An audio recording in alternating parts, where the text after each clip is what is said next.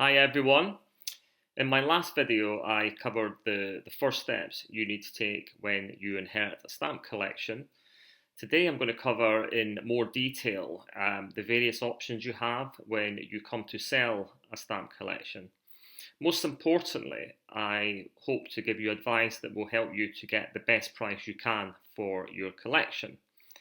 Now, the first thing I want you to remember, above all else, is what really matters is the price you get in your hands, not what commission you pay. So let me just demonstrate what I mean by this through an example. So, in this example, let's say sales route A is a stamp dealer, and that dealer offers you £3,000 for your collection, cash in hand. He will tell you all the reasons why this is the best deal you will get. That's his job, and he'll be very compelling. Now let's just assume sales route B is an auction house. They encourage you to sell your collection in their next auction, and they tell you that their commissions are lower than the competition, and you think that's a good idea. So let's just say they realise £5,000 for your collection, means that you get £4,000 after their commission. Now, finally, if we look at sales route C, this is another auction house. They tell you that their total commission is 40%, but that they have the big buyers, and these buyers will pay the best prices for your stamps. Now, let's just say they realise £10,000. You get £6,000 in your hand after their hefty commission. So in this example, the difference is double your money depending on whether you pick the right route to sell your collection. Please note that this is really a hypothetical example, and it's entirely possible that the second auction house only realised £5,000 for you, meaning that you'd be considerably worse off. And that would all depend on whether they did actually attract the right big buyers to buy your stamps. As a general rule, the bigger brands in the auction arena do have the bigger buyers and get the higher realisations. Having said that, the playing field is levelling out because of the internet, and there's a lot of auction aggregators now, such as Invaluable, Stamp Auction Network, and Barnaby, and collectors can go to these websites and just search for specific stamps they're looking for. So there's no brand loyalty in terms of which auction they're bidding at. They're actually looking for the items they're interested in. And another thing to bear in mind is you should always consider the specifics of your collection and match the buyer to the collection. So this is particularly pertinent for single country collections and for specialist collections. Finally, be wary of anyone that offers incredibly low commission. That generally, if it sounds too good to be true, it is too good to be true. So now what I'd like to do is just run through the most popular options you have in terms of selling your collection and what the pros and cons are for each of those. So let's start with the most obvious option available to you, which is the stamp dealer. If they're interested in your collection, they will perform a valuation and make you an offer. The main benefit of this is that most dealers will give you the cash straight away when they make this offer, and it's a very clean and easy way to dispose of your collection without any hassle. Some dealers will actually offer you a decent price, particularly if they're really interested in securing your collection, and it's important to find the right dealer to make this happen. So for single country collections, look for dealers who specialise in that area. For all world collections, you should go to one of the smaller dealers who sell basic low value stamps from all over the world. To find your dealer, there are numerous dealer directories you can search online. Most people prefer to find a local dealer, as they can even come to pick up your collection, or if you post it, the costs of sending will be much lower. Remember though, stamp dealers need to make a margin, so you are selling your collection at a trade price, not dissimilar to the low value you would expect to get for your car if you sold it to a car dealer rather than if you sold it privately. Also, when you sell to a stamp dealer, there's no price transparency. Unless you become an expert beforehand, you'll have no way of knowing whether the price you're offered is a fair one. You can reduce this risk by going to more than one dealer and getting more than one offer, but this will mean shipping your collection back and forth, and some dealers will simply walk away from you if you do this, because they've done all the work to value your collection. The last thing they want is for someone else to get it. A second option is to attend a stamp show.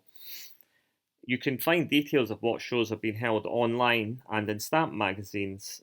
At the show, you can ask a multitude of dealers that are there to take a look and give you an idea of the valuation and whether they're interested in buying it from you.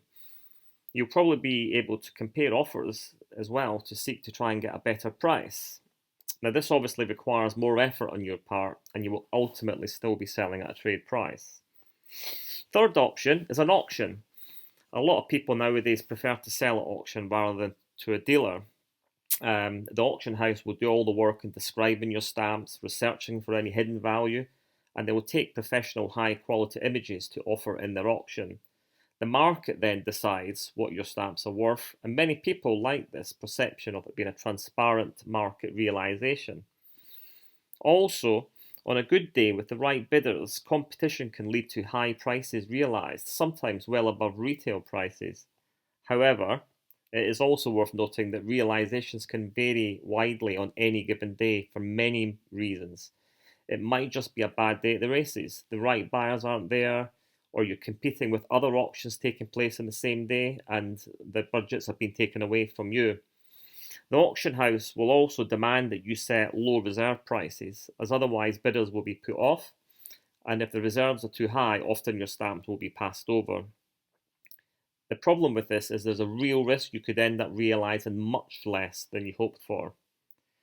Also, auction fees eat heavily into what you get in your hands. Smaller auction houses, they can charge as little as 15% commission, but for the bigger ones, the fees are generally round about 40% on average.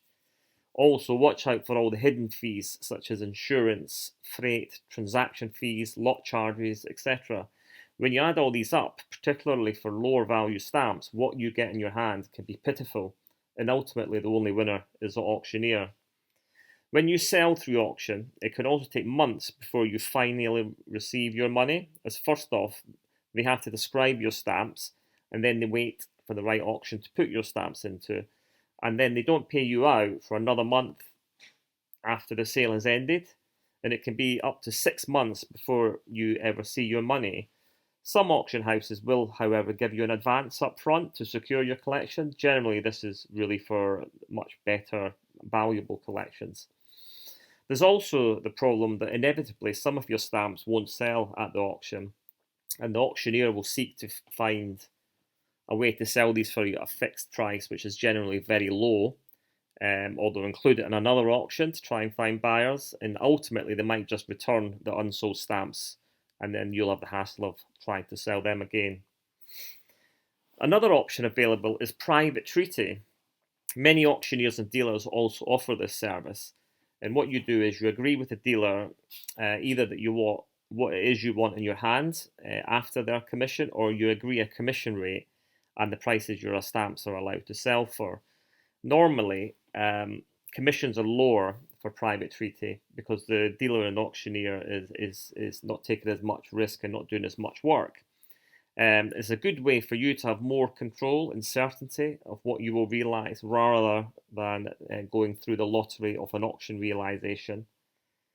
It's also a good way to sell your stamps confidentially if you want to avoid the publicity of an auction where the whole world will ultimately see what your stamps sold for.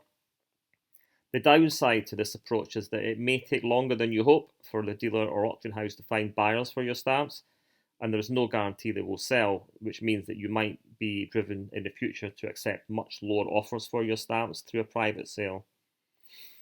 Final thing available to you is do it yourself. Now, you can go find the collectors to buy your stamps and cut out the middleman. Some people find that a lot of fun. So what you do is you buy a stamp catalogue, you research each of your stamps, you describe them, and you'll find yourself learning lots about your stamps as you go through this process, the history and the geography. You might even enjoy it so much that you'll end up becoming a stamp dealer yourself. The principal benefit of this approach is that you're in control and you decide what the sales prices or the reserve prices are. There are plenty of platforms to choose from to enable you to do this, the biggest one being eBay, and they sell around about $300 million a year in stamps, to give you an idea of the size of the market. The major downside is that this is a lot of work, I'd go as far as to say you'll probably look back and realise when you add up all the time you spent on research, scanning, describing, offering them for sale, invoicing, collecting the money, and posting them, that you'll have probably worked for less than the minimum wage. Also, as you're not an expert, you might miss the hidden rarities in your collection, such as inverted watermarks, printing varieties, and errors, and that will mean that you'll sell them too cheap. Finally, eBay and most other online stamp marketplaces have a lot of buyers, but they are typically those buyers less discerning about quality and much more price conscious. Generally, you don't get good prices selling this way. There's so much more I could go through to cover on this subject, but I hope that I've at least today given you some pointers to help you navigate your way through selling your collection and to get the best price.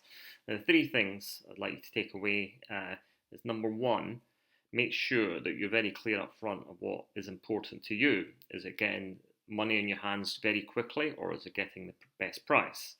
Secondly, make sure to marry up your collection with the right dealer or auctioneer. So, in simple terms, don't sell a very high value collection to a small dealer, and don't sell an all world low value collection to a high end dealer. The third thing I would suggest is follow your instinct in your interactions with people looking to buy your collection. If you feel that you trust them, run with that instinct. Generally, people's instinct is reliable. And remember, the rules of commission, 85% of £100. It's not as good, obviously, as 60% of £1,000. So finally, if you would like any assistance from us in selling your collection, make sure to contact us on either the number or the email address below, and we look forward to helping you. Thank you very much for watching, and take care.